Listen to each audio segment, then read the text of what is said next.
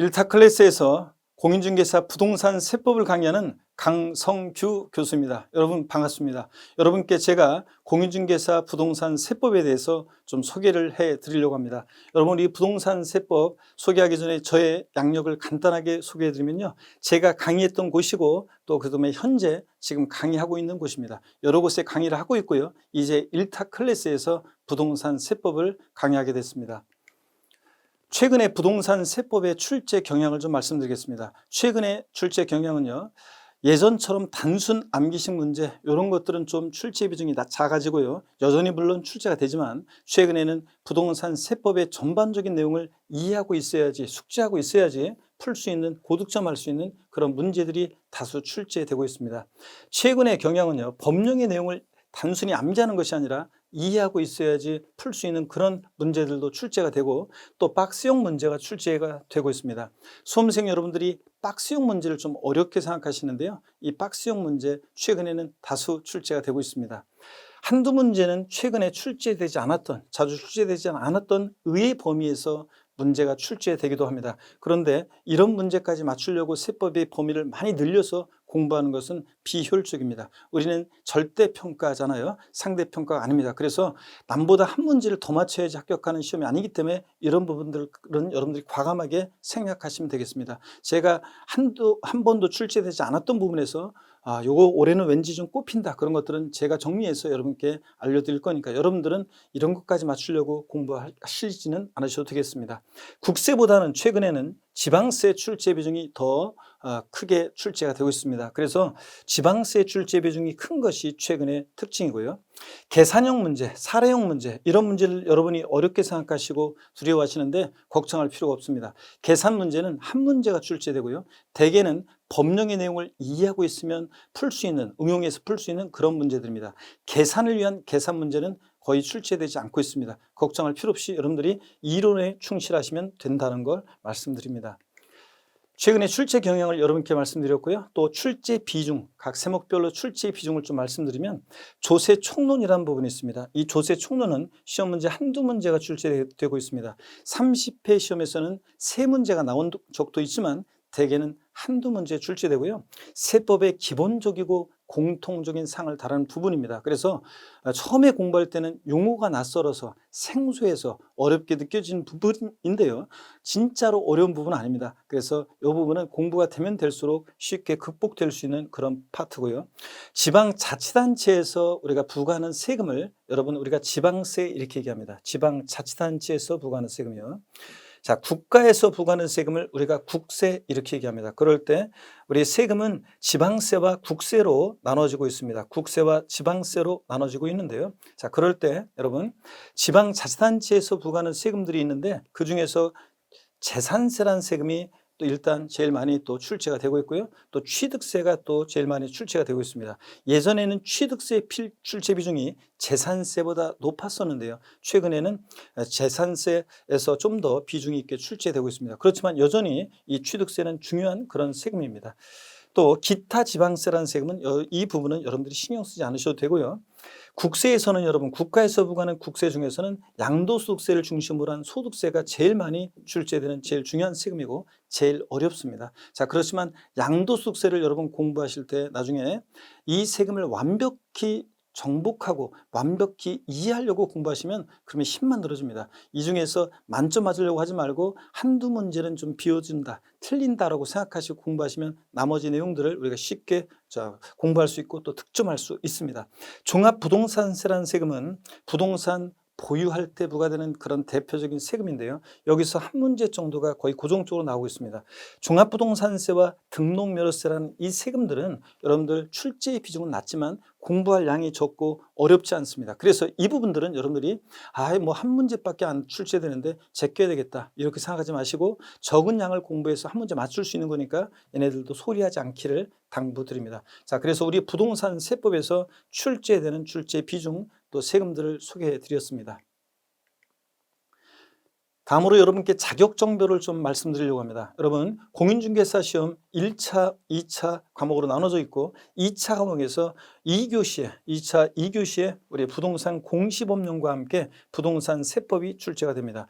공시법령과 세법은 합쳐서 40문제를 구성하고 합쳐서 한 과목이 됩니다. 그래서 얘네들은 합쳐서 한 과목이라는 걸 좀 주의하시고요. 등기법에서 30% 정도의 출제 비중이 있고요. 또 지적에 관한 법률이라고 그래서 지적법이라는 법에서 30%가 출제되고 부동산 세법에서 40% 이렇게 해서 우리 100% 즉 한 과목이 구성됩니다. 여러분들이 공부하실 때 세법과 지적법을 70 이렇게 합치면 70%죠. 그래서 여기 그 비중을 두고 공부하시는 것이 좋습니다. 등기법은 아무래도 좀 더 점수가 안 나올 수가 있기 때문에 여러분들이 고득점 전략은 세법과 지적에서 고득점 전략을 세우는 것도 괜찮습니다. 이렇게 해서 우리 1차, 2차 과목으로 출제되고요.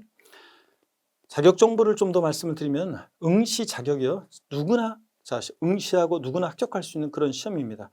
그 다음에 자격 정보를 좀 제안을 읽어보시고 특히 합격 기준 1차, 2차 시험 나눠졌을 때 우리 과목당 40점 이상이어야 됩니다. 40점 미만 맞으면 과락이어서 시험 전체가 무효가 됩니다. 그 다음에 각 과목별로 평균 우리가 전 과목 평균 1차 합쳐서 60점, 2차 전 과목 합쳐서 60점 이상이어야지 합격할 수 있는 그런 시험이고요. 1차 시험에 불합격한 자는 2차 시험에 합격하더라도 1차가 안 되면 2차는 안 된다는 거, 무효로 된다는 걸 또 알아두셔야 되겠습니다. 부동산 세법에서 자주 출제되는 영역을 좀 소개해 드리겠습니다. 여러분 아까도 말씀드렸는데 국세보다는 지방세 출제 비중이 좀 더 높은 것을 숫자를 통해서도 여러분이 알 수 있겠습니다. 조세 총론에서 한두 문제 출제되고 또 지방세에서 한 8문제 내외로 출제가 되고요.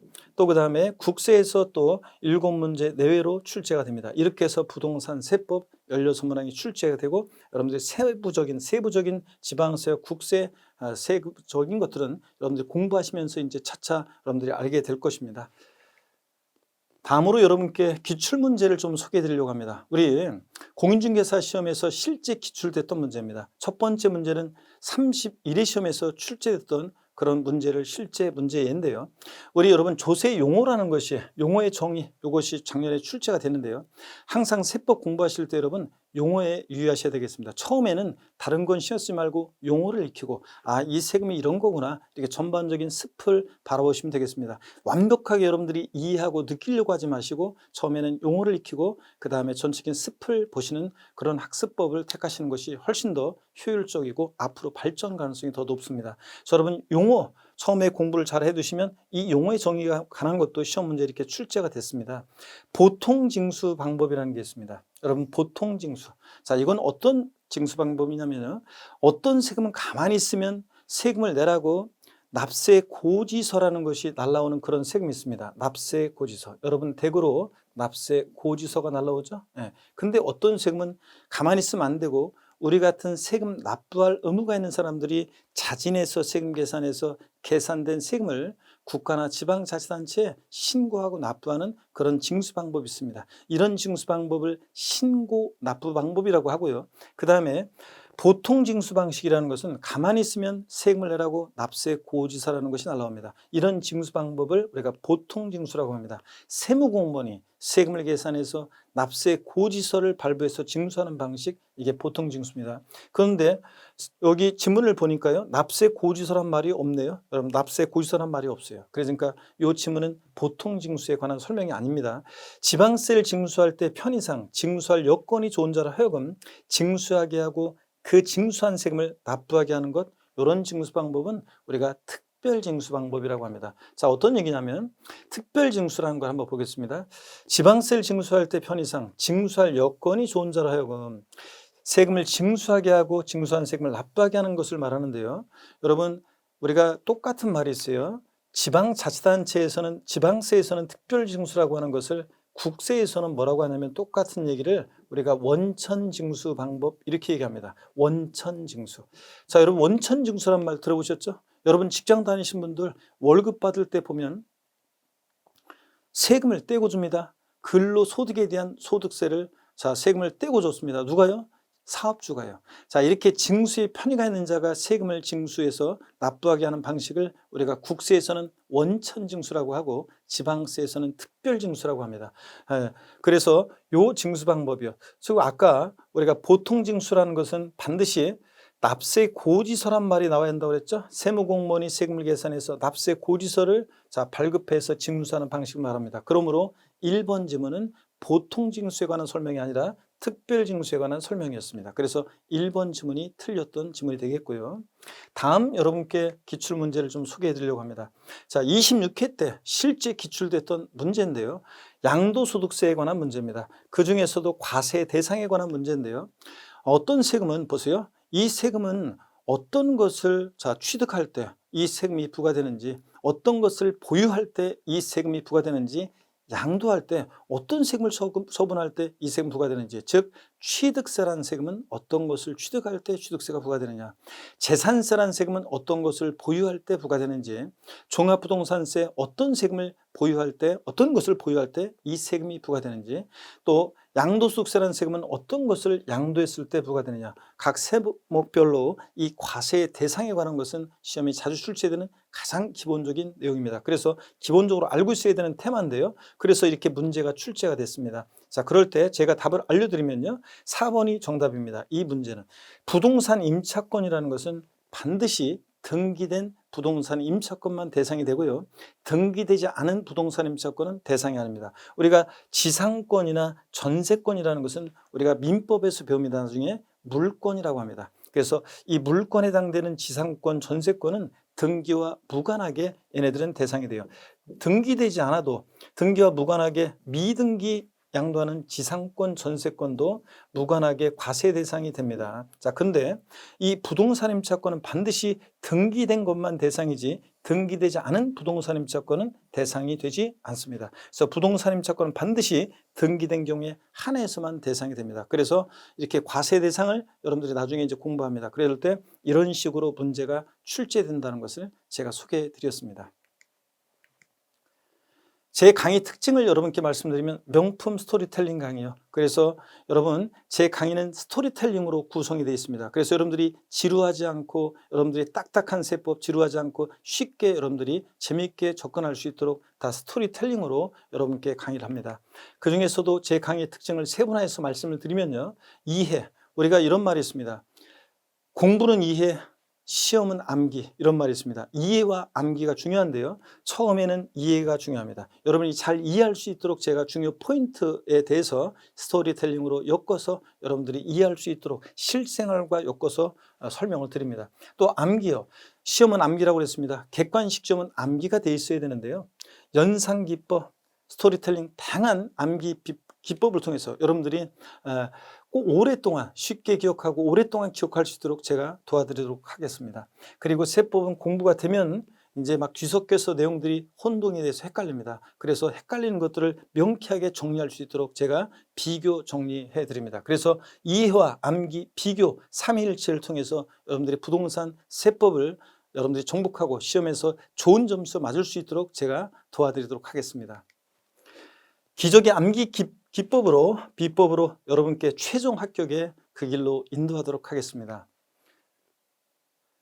저희 1타 클래스가 준비한 교재들을 소개해드리면요. 기초입문서를 통해서 여러분들이 용어를 익히고 공부할 수 있도록 도와드리고, 명품 기본 이론서를 통해서 이론을 학습하고 심화할 수 있도록 도와드리고요.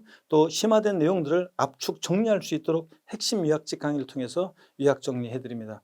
그리고 기출문제를 통해서 여러분들이 출제 경향 패턴을 익힐 수 있도록 저희가 도와드리고요. 그 다음에 적중 예상 문제집을 통해서 다양한 사례 연습을 할 수 있도록 도와드립니다. 그리고 파이널 모의고사를 통해서 여러분이 실전처럼 연습하고 또 실전을 대비할 수 있도록 도와드리도록 하겠습니다. 자, 여러분 저희들과 함께 하시고 저와 함께 하시면 제가 여러분 반드시 실전에서 고득점 하거나 좋은 점수를 맞아서 합격할 수 있도록 제가 구원해 드리도록 하겠습니다. 여러분 1타 클래스와 또 저를 믿고 함께 하신다면 반드시 실전에서는 아름다운 합격의 결실이 있으리라 믿습니다. 여러분 강의에서 씩씩한 모습으로 다시 뵙도록 하겠습니다. 고맙습니다.